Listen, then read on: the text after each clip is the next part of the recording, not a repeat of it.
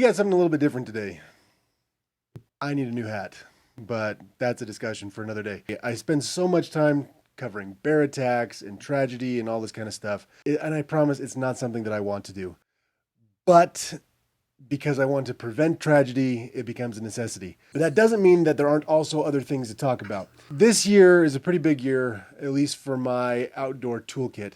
In addition to my, defensive toolkit that I take with me every time that I'm in grizzly country or whatever, all of the footage that you guys see on my channel, with the exception of news reports or maybe viral videos or something of that nature, it's footage that I capture myself. I don't use stock footage. And the number one reason for that is I kind of think that people who use stock footage are the individuals who aren't spending time in the outdoors. If I'm spending my time in the outdoors, if I'm spending my time with bears, then I ought to be able to capture some nice footage for you guys and then use that footage to better inform you about the outdoors, how to stay safe and stuff like that. So I have been rocking the same photo/video equipment now for a very long time. And it's starting to show. And I mean, I'm not trying to brag, but I think that I have taken my camera equipment to the bleeding edge of what it is capable of. We've reached the point where it's time to upgrade, because I've got some projects that I have planned that I want to do that I haven't been able to do because my cameras are just not capable of capturing the kind of footage that I need. So let me introduce you to the newest member of the Wild Spaces family. The GoPro Mission One Pro. Now, for those of you who have been watching my channel for a long time, I have been using GoPro cameras. I don't even know how long. I think the first one that I purchased was a GoPro Hero 3, way back in the day. I don't have that camera anymore. And quite honestly, it didn't capture the greatest footage, but it could go underwater and stuff like that, so that was nice. I subsequently upgraded to the Hero 4, which is where the GoPro finally started to kind of produce some usable stuff for me. And then from the Hero 4, I waited all the way until the Hero 10 Black. This has been... There's a screw stuck on the bottom of that. This has been my go-to action camera for years now. This thing has done quite well for me. There are some limitations to this camera that have kind of driven me crazy over the past several years. But the issue that I've had is that as they've come up with newer iterations of GoPro cameras, as DJI has entered the fray, Instacam or whatever the other options have been, while there have been some clear upgrades, none of them have been significant enough for me to feel like it was in any way worth it to pull the trigger. And if I'm honest, I had completely given up on GoPro. I kind of assumed that this would be my last GoPro because year after year, iteration after iteration, everything that I saw coming out from GoPro was not impressive. There was no reason for me to feel like, for a professional videography pipeline, that there was any need for me to consider their offerings. That changed this year. At least I think it changed this year. So I thought I'd have you guys here on camera with me. Let's open it up, let's take a look, and let's discuss why I decided to drop 700 bones on this camera. We'll see if it was a good idea or a bad idea.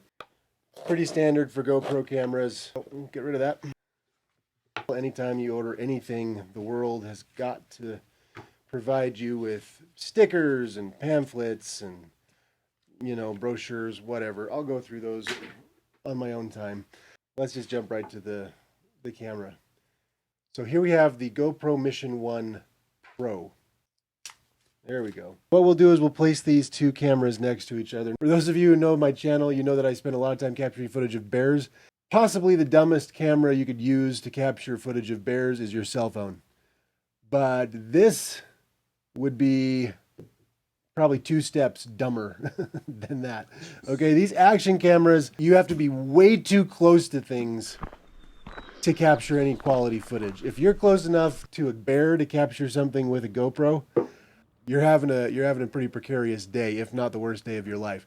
However, there is a new benefit from this. So whenever I'm hiking, especially when I'm in grizzly bear country, this camera has been strapped to my person, either my backpack or a chest mount or something like that, just in case I do come across a bear or a mountain lion.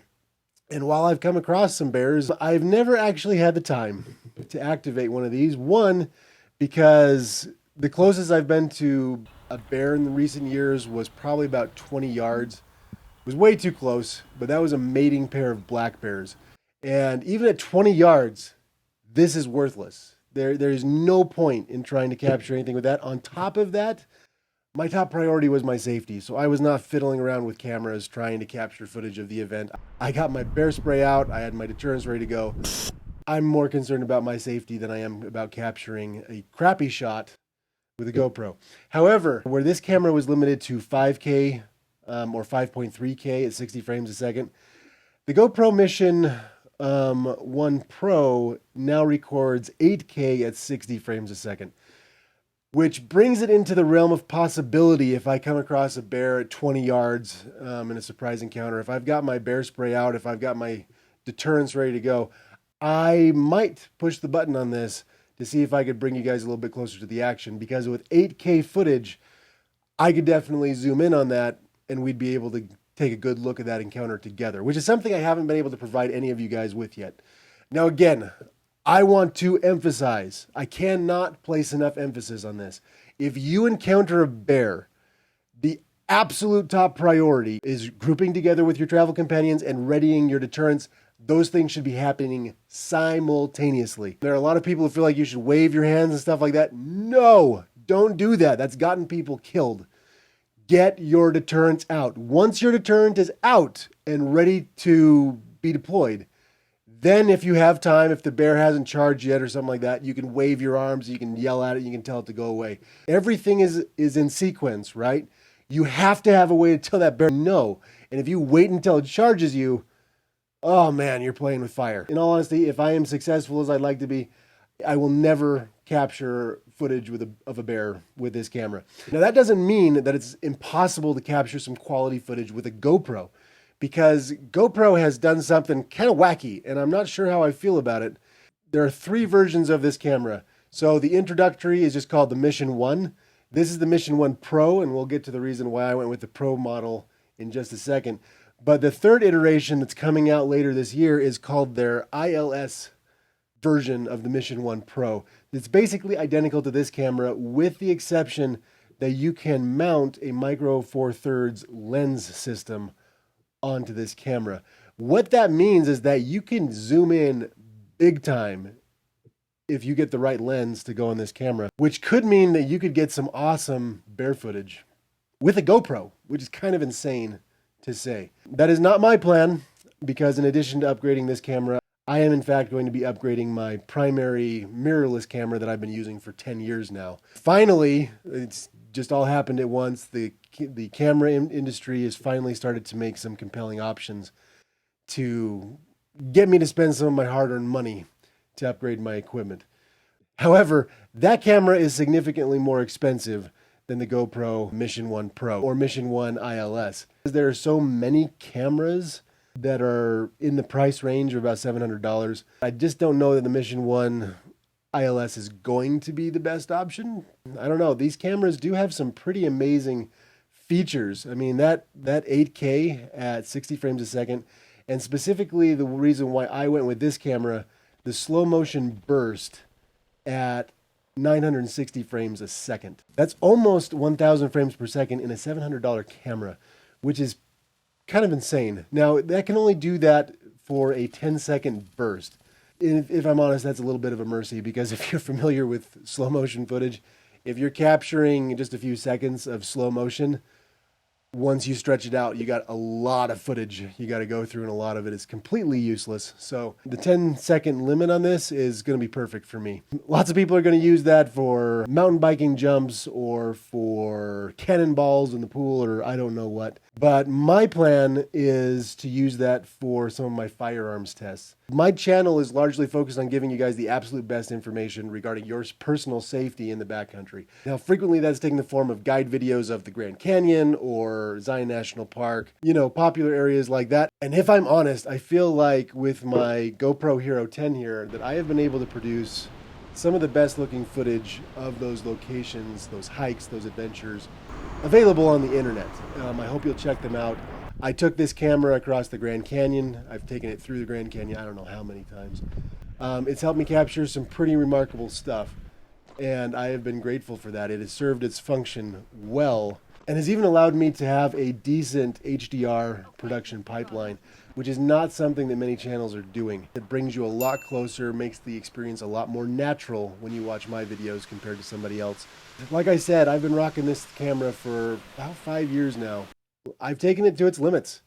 The image stabilization, which GoPro has often been famous for, in low light is just not very usable. And I'll show you some footage that I captured just a month or two ago when I was down in Zion National Park.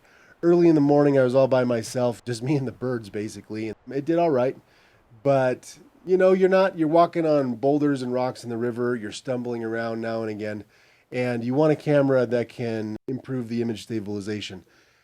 I'm hoping that I'm going to get that in this camera. The other thing that I'm really hoping is the low light performance, and I am not the first person that's going to tell you this, the low light performance of these older GoPro cameras is junk. Now that doesn't mean that I haven't also stretched it to its limit, but it's taken a lot of effort to get usable footage in a low light situation with this camera. And when I say usable, that's kind of a generous term. I have long wanted higher quality footage in low light situations. This just can't deliver.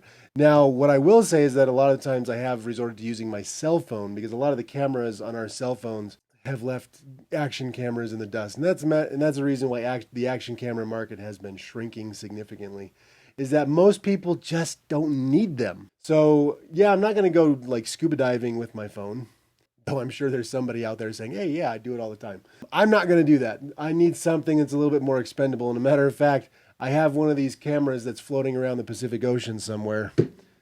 Real bummer, by the way. Came off the mounting system, fell into the surf. I never saw it again. Had a bunch of great footage on it. I'm really bummed about that I'll never be able to show you guys. Unless somebody goes scuba diving off the coast of California or pulls up a fish that ate it, I don't know what's going to happen, and somehow returns it to me. It's just gone forever. That's one of the reasons why these cameras are great, because I do go free diving. I do play in the surf, go to the ocean now and again. And that's where these things really shine, is if you're going to be doing any kind of higher intensity, what would be hazardous activity for another camera, these action cameras can be great for that. The big reason why GoPro managed to get some of my money after years and years of not deserving it is that there is a major upgrade to this camera. This is not, it's actually a bit disingenuous to call this the next version of their Hero camera series, because it's not. This is really a different product. This is a more production level camera with a 1-inch sensor, which is going to that's what's responsible for that better low light performance. It is the primary reason why I went with this camera, along with the higher resolution, the frame rates, all of that stuff. Do I think it's right for you? I don't know. I don't know what your uses and your needs are. It's a little bit heavier, a little bit bigger than the GoPro Hero 10 or the 11, the 12, the 13. So this is the first interesting development that GoPro's had, in my opinion, for a very long time. And I'm excited to bring you some footage. As a matter of fact, I'm going to tack on some footage, some test footage of the fastest thing that I deal with, and that is bullets. When I'm out in bear country, I need something that is going to close the power gap between me and a grizzly bear. There is no way I can take on a grizzly bear with my bare hands. You guys know me. I'm a huge proponent of bear spray, and I will forever roll my eyes at anybody who claims that you shouldn't carry bear spray in grizzly bear country. They're straining the bounds of stupidity with that statement. But that does not mean that there aren't other options, other valid and potentially very effective options, so long as you are proficient and responsible with those tools. And that's where we have the discussion about firearms. And because my channel has largely become a bear safety channel, I use firearms quite a bit. And I am looking forward to seeing what this camera can do in slowing down the action that you're just not going to see when you're pulling that trigger in the heat of the moment. There are a lot of things that are happening with that bullet once it enters the barrel that you need to be aware of if you're going to rely on that tool for your defense. And the number one thing that I'm hoping this thing is going to help out with is the internet is full of influencers that are shooting gel blocks and ceramic dishes and cow scapulas and all this kind of stuff. and use those as, you know, analogs to test their preferred or chosen bear defense handgun setup. Oh my gosh, the problems with those tests are just infinite, and I am hoping to finally be able to express to you why those are crappy tests. But anyways, we'll see if this camera can do it. That's what I've been waiting for to kind of produce those videos, is a camera that can get approximately 1,000 frames a second and maybe give us a chance of taking a look at what those bullets are doing when they hit various analogs that I'm going to test. So anyways, stay tuned for that. We'll test this out, and I'll include a little bit of footage. You guys tell me what you think. Are you going to market for something like this? Do you have any questions about the other equipment that I use when I'm out in grizzly bear country or out on any of my wild spaces adventures? Would you like to know how I'm capturing the footage that I'm sharing with you? If you have any questions, let me know in the comments below, and I'll catch you on the next one.